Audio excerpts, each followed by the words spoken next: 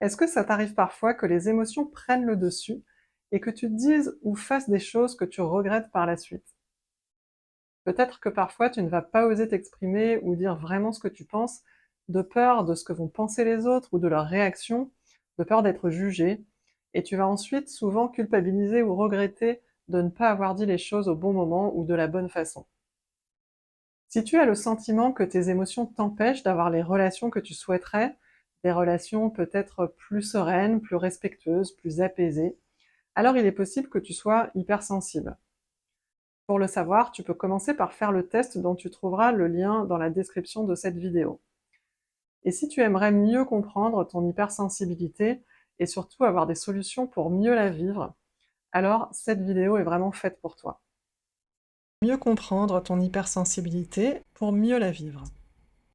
Tout d'abord, il est essentiel de comprendre que l'hypersensibilité n'est ni une pathologie, ni un trouble du comportement ou de l'humeur, et encore moins une tare. Il s'agit tout simplement d'un mode de fonctionnement un peu particulier. Être hypersensible, c'est un peu comme avoir des antennes ultrasensibles. Et ces antennes, c'est notre système nerveux. Notre système nerveux nous sert à recevoir toutes les informations qui nous parviennent de notre environnement à travers nos 5 sens et les traduit en perception.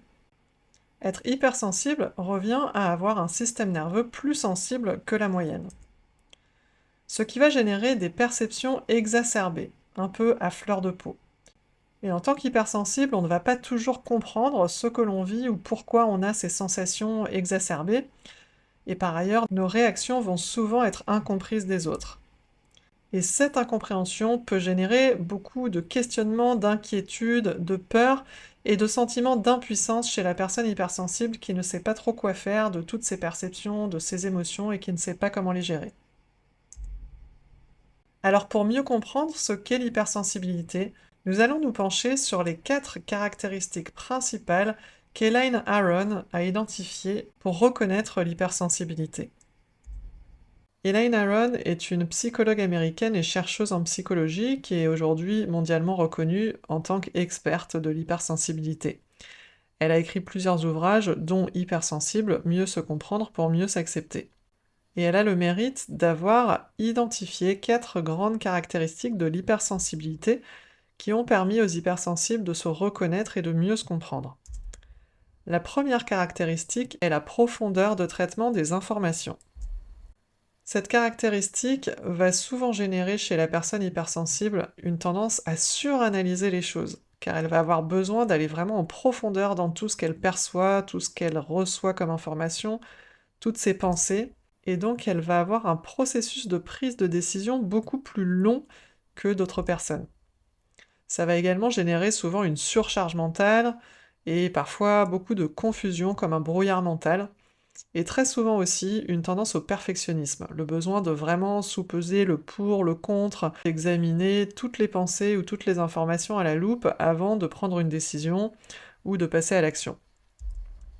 La deuxième caractéristique, c'est la surstimulation. En effet, en tant qu'hypersensible, nous allons recevoir les informations quasiment sans filtre. Car les études ont montré que le thalamus, qui est la partie du cerveau dont le rôle est de trier et de prioriser les informations, est moins actif chez les personnes hypersensibles que chez les autres. Cela va donc générer le sentiment d'être facilement submergé par toutes ces informations et souvent provoquer de la fatigue, une fatigue mentale ou physique et le besoin de s'isoler régulièrement pour se ressourcer. Donc les personnes hypersensibles avec cette sensation de surcharge, de surstimulation vont souvent aussi exprimer une sensation d'être sur le point d'exploser ou d'imploser, d'avoir les nerfs à vif ou en tout cas cet effet un peu cocotte minute. La troisième caractéristique, ça va être une réactivité émotionnelle et une empathie plus prononcée que chez la moyenne. Elles se définissent souvent elles-mêmes comme des éponges émotionnelles. C'est-à-dire qu'elles vont très facilement sentir les émotions des autres, si quelqu'un, est peut-être fermé ou de mauvaise humeur ou hostile en face d'elles, elles vont ressentir ces émotions et cela va particulièrement les affecter. En outre, les personnes hypersensibles ressentent les émotions jusqu'à 5 fois plus fort que la moyenne des gens. Et par conséquent, si elles reçoivent une critique ou que quelque chose les blesse, elles vont avoir des réactions souvent jugées comme excessives. Elles vont réagir plus fort, l'émotion étant perçue plus fort. Et donc on va très souvent leur dire qu'elles sont susceptibles ou qu'elles en font trop, que ce sont des drama queens, qu'elles sont trop sensibles ou qu'elles se noient dans un verre d'eau, ce genre de jugement qui va bien sûr, être plutôt mal vécu par la personne hypersensible qui va ressentir cela comme une attaque ou mal le vivre. Et paradoxalement, les personnes hypersensibles ont besoin de relations harmonieuses. Elles ont un besoin profond de connecter avec les autres, de se sentir appréciées, entourées, en connexion avec les autres de manière sereine. Donc cela va être d'autant plus douloureux pour elles qu'elles ont du mal à gérer leurs émotions, qu'elles sentent que cela va jouer une part dans des relations souvent difficiles, qu'elles ont du mal à vivre des relations sereines, apaisées, respectueuses, alors qu'elles en ont particulièrement besoin. Et ça va aussi générer une suradaptation, c'est-à-dire que la personne hypersensible va faire de son mieux pour être appréciée, pour que ça se passe bien, donc elle va faire des efforts pour faire plaisir, elle va prendre sur elle pour ne pas en faire trop ou pour ne pas se mettre en colère, donc en fait elle va pas vivre ses émotions pleinement, elle va souvent refouler ses émotions, mettre un masque et se comporter ou s'exprimer de la manière qu'elle pense est la plus adaptée, de la manière en fait, dont elle pense que les autres attendent qu'elle se comporte. Donc elle va avoir beaucoup de mal à être tout simplement elle-même. Et la quatrième caractéristique, c'est la sensibilité aux stimuli subtils. Donc les personnes à sensibilité élevée sont plus sensibles aux odeurs, aux sons, à la lumière, aux couleurs, mais également à plein d'autres stimuli plus subtils, comme par exemple le langage non verbal. Une personne hypersensible va être beaucoup plus réceptive à la communication corporelle d'une personne, donc par exemple, elle va sentir plus facilement si quelqu'un ne dit pas la vérité par exemple, car elle sentira que le langage corporel n'est pas aligné avec les paroles exprimées. Ces personnes vont aussi être plus sensibles à l'ambiance dans un lieu, et avoir également une intuition plus développée que la moyenne. Alors le problème, on va voir que c'est quand l'hypersensibilité devient un fardeau. Car en effet, l'hypersensibilité va être parfois un facteur de risque, puisque les personnes à sensibilité élevée étant plus sensibles aux stimuli négatifs comme aux stimuli positifs, dans un environnement qui peut être parfois toxique ou stressant, défavorable, alors elles vont être plus vulnérables. Elles vont être plus sujets au stress chronique et à l'anxiété, par exemple, qu'à la moyenne des personnes. Elles vont avoir plus de difficultés relationnelles. Cela peut générer plus d'évitement de certaines situations, elles vont plus facilement s'isoler et souffrir de solitude, et elles seront plus sujettes à la dévalorisation et à des troubles de l'estime de soi. Je précise également que parfois l'hypersensibilité peut être causée ou renforcée par un événement traumatique, qui va alors suractiver le mode de survie de la personne, qui sera en hypervigilance constante et dont la sensibilité sera alors exacerbée. J'aimerais maintenant vous parler de Saverio Tomasella, qui est docteur en psychologie, et également c'est un chercheur français qui est expert de toutes les formes de sensibilité. Il est aussi conférencier et écrivain, il a écrit de nombreux ouvrages, dont ceux que vous voyez là. Et pour commencer, si vous voulez en savoir plus sur l'hypersensibilité, je vous conseille L'hypersensibilité pour les nuls, qui est un ouvrage très complet, dans lequel il expose les 5 sentiments de l'hypersensible. Le premier étant l'impression de vivre des situations que d'autres qualifient de banales, de manière différente ou excessive. Et cette impression chez l'hypersensible va générer donc un sentiment de différence, d'être différent des autres. Et la personne hypersensible va donc avoir le sentiment de ne pas être compris. Et à l'inverse, de ne pas comprendre les autres. Donc là, il y a un sentiment de décalage avec les autres qui émerge. Elle se sent différente, en décalage et déconnectée de ce que vivent les autres. Ce qui va à son tour générer la sensation d'être bizarre ou en décalage ou en tout cas inadapté, comme un sentiment d'anormalité. Et cette sensation va générer un sentiment de dévalorisation chez la personne hypersensible. Donc tout cela, de manière plus globale, ça va générer pour l'hypersensible des difficultés à vivre dans un monde qui est plutôt stressant et normatif dans notre société moderne, donc des difficultés d'adaptation dans son environnement. Et malheureusement, un sentiment très fréquent chez l'hypersensible, qui est lié à tous les autres que nous venons d'évoquer, c'est le vécu de son hypersensibilité comme étant une faiblesse ou un problème à éliminer. Et ça va placer la personne en mode défensif, mais non par rapport à un danger réel ou une menace extérieure, mais face à un danger qui vient de l'intérieur. Donc ça va être quelque chose qui va générer du rejet de soi et de son hypersensibilité. Ce qui va être bien sûr nuisible à l'estime de soi. Alors pour rendre tout cela plus concret, voici quelques exemples de ce que peut vivre une personne hypersensible. Dans une situation d'interaction sociale, elle va par exemple interpréter chaque regard, chaque mot, chaque silence, et vivre dans la crainte du regard des autres ou la peur d'être jugée. Elle va souvent prendre les choses personnellement et vivre souvent du rejet ou de l'injustice. Ou alors également se sentir trop comme ça ou pas assez ceci, pas assez cela. Les personnes à haute sensibilité vont chercher sans cesse l'approbation et la validation des autres et vivre plus en fonction des attentes des autres, de leur entourage, avant d'écouter leurs propres besoins ou leurs envies.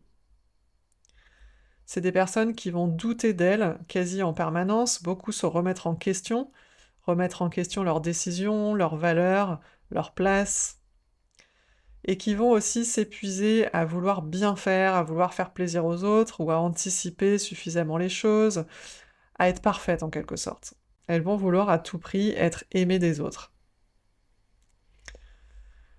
La personne hypersensible va souvent se taire par peur d'être jugée ou critiquée, et paradoxalement, elle va souvent culpabiliser ensuite de ne pas avoir su s'exprimer à ce moment-là, ou de ne pas avoir eu le courage de le faire, ou de s'être censurée. Surtout si cela a eu des conséquences qui lui sont retombées dessus, alors elle va d'autant plus s'en vouloir de ne pas avoir su dire les choses au bon moment. L'hypersensible va souvent s'auto-saboter en refusant par exemple des opportunités ou en minimisant son succès. Elle peut parfois se persuader de ne pas être prête ou pas être légitime pour, par exemple, s'exprimer ou passer à l'action. Comme on l'a vu, les personnes hypersensibles vont souvent absorber les émotions des autres, comme une éponge, et au point de ne plus savoir parfois si cette émotion, cette angoisse ou cette colère est la leur ou celle de quelqu'un d'autre, celle de l'autre personne. Elles vont souvent se demander: «Ah oui, mais et si, je faisais ça?» ou «Et si j'avais fait ça?» Et souvent, elles vont se projeter négativement, elles vont imaginer le pire, plutôt que de vivre pleinement l'instant présent. Et un dernier exemple, les personnes hypersensibles vont souvent éviter certaines situations par peur de ne pas savoir la gérer.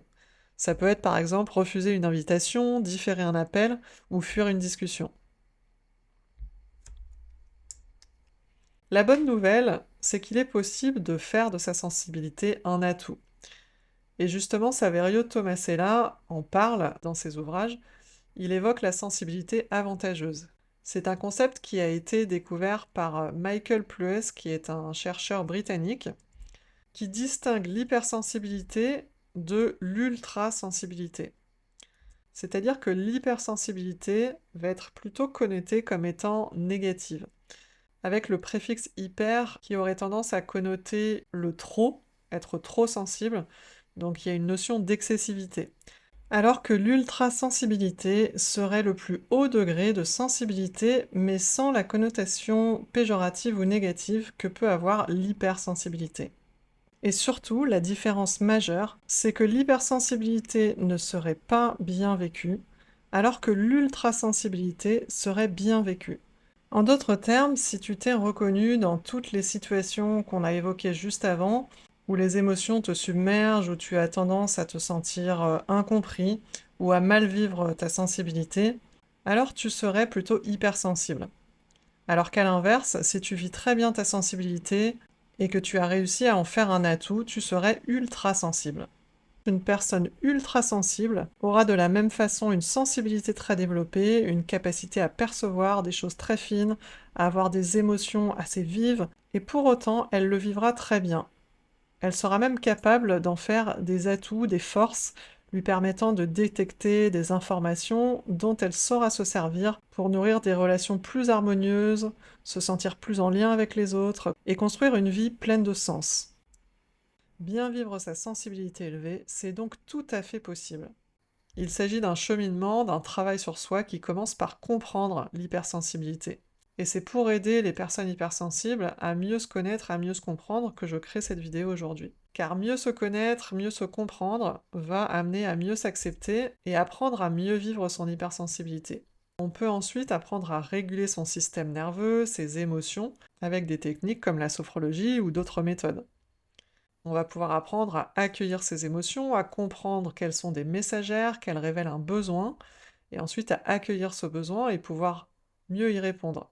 Ce qui va nous permettre aussi, entre autres, d'apprendre à poser des limites, ce qui est souvent difficile chez la personne hypersensible, qui va avoir peur d'être rejetée, de mettre en danger ses relations en disant non ou en posant ses limites, alors que cela s'apprend pour pouvoir communiquer de manière sereine, poser ses limites sans agressivité, tout en préservant la qualité de la relation avec les autres.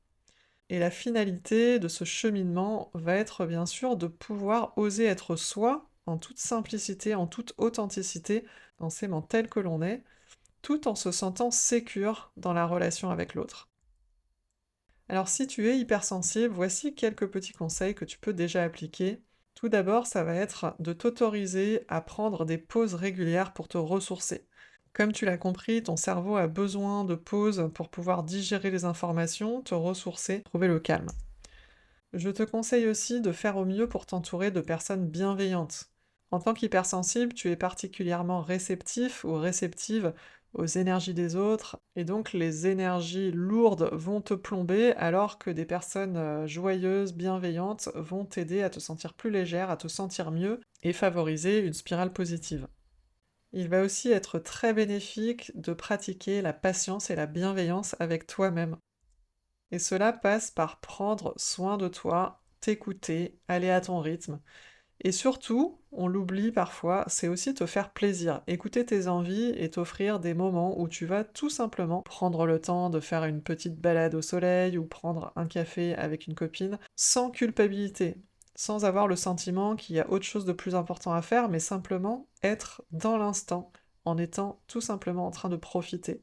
Pas évident pour les hypersensibles qui vont souvent être rattrapés par les injonctions du type «Ah, il faut absolument que je fasse ça» ou «Ah non, mais là c'est pas possible, j'ai trop de travail» ou «On m'attend», etc. Je t'invite aussi à essayer d'apprendre à être plus à l'écoute de tes besoins et d'agir en cohérence. Donc c'est pas seulement écouter tes besoins, ressentir ce qui te ferait du bien, ce qui t'aiderait à être mieux, c'est aussi poser des actions. Ça peut être des toutes petites choses, comme juste prendre une pause chaque matin pour te reconnecter à ton corps, à tes sensations. Des choses toutes simples, en cohérence avec tes besoins. Et donc ça peut être des toutes petites actions dans ton quotidien qui vont venir nourrir un nouvel état d'être, une nouvelle posture. Et également, bien sûr, apprendre à poser tes limites comme c'est possible pour toi aujourd'hui, sans te mettre en insécurité, mais essayer au mieux de t'exprimer ou d'apprendre à dire non et à t'affirmer sereinement, sans agressivité. Pour cela, tu peux t'intéresser par exemple à la communication non violente, qui peut t'aider à apprendre à t'exprimer et à exprimer tes besoins tout en préservant la relation avec l'autre. Il va être aussi important d'apprendre à écouter et accueillir tes émotions sans chercher à les refouler, car ces émotions, ce sont les messagères de ton subconscient. Je te conseille aussi de choisir une pratique corporelle à pratiquer régulièrement pour t'ancrer dans le corps et ne pas rester trop au niveau du mental. Tu peux essayer également de travailler sur l'acceptation pour t'aimer de mieux en mieux tel que tu es, sans chercher à te changer. Comme je viens de t'en parler, tu peux pratiquer la communication non violente, et pour ça, je te propose de lire un ouvrage qui s'appelle Les mots sont des fenêtres de Marshall Rosenberg, qui est le fondateur de la CNV, la communication non violente, dans lequel tu découvriras comment elle va te permettre de t'exprimer de manière plus sereine, en étant à l'écoute de l'autre, tout en exprimant tes propres besoins. Et enfin, voici deux ouvrages que je propose souvent aux personnes hypersensibles: Les 4 accords Toltec de Don Miguel Ruiz et Les 5 blessures qui empêchent d'être soi-même de Lise Bourbeau. J'espère que cette vidéo t'a été utile pour mieux te comprendre, avoir plus de clarté sur l'hypersensibilité, peut-être mieux te connaître. Et si tu souhaites en savoir plus, n'hésite pas à me contacter ou me poser tes questions en utilisant le lien qui s'affiche. Je serai vraiment heureuse d'y répondre. C'était Cécile d'Inspire et je te souhaite toute la sérénité et la paix intérieure que tu mérites.